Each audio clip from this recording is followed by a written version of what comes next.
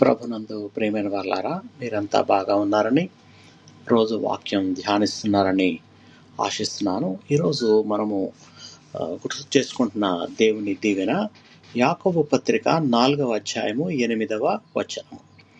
దేవుని యొద్దకు రండి, అప్పుడు ఆయన మీ యొద్దకు వచ్చును. మన జీవితంలో చాలాసార్లు మనం దేవునికి దూరంగా ఉన్నట్టు అనుకుంటుంటాం. కానీ ఈ వాక్యం మనకు ఒక గొప్ప సత్యాన్ని గుర్తు చేస్తుంది. దేవుడు మన నుండి ఎప్పుడూ దూరంగా లేడు.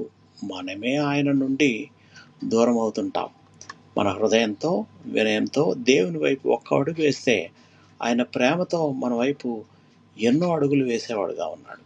పాపం, ఆందోళన, భయం ఇవన్నీ మనల్ని దేవుని నుంచి దూరం చేస్తాయి. కానీ మనం మన హృదయాన్ని పరిశుద్ధపరచుకొని నిజాయితీతో ఆయన్ని వెతికితే ఆయన సమాధానము, ఆనందము, కృప మన జీవితంలో నిండిపోతుంది.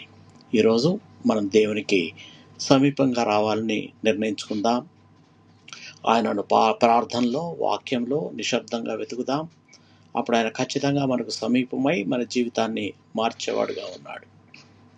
ప్రార్థన చేసుకుందాం. ప్రియ పరలోకపు తండ్రి, మేము మీ సన్నిధికి వస్తున్నాము. మా హృదయాల్ని పరిశుద్ధపరచండి. మేము నిన్ను మరింత దగ్గరగా అనుభవించినట్లు మాకు కృప దయచేయండి. మా జీవితంలో ఉన్న ప్రతి భయం, ఆందోళన, సందేహం తీసివేసి మీ యొక్క సమాధానంతో నింపండి.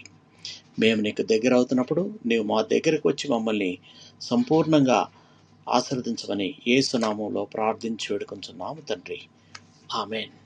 మీకు ఎవరికన్నా ప్రార్థన అవసరత ఉంటే మీరు నాకు మెసేజ్ చేయండి.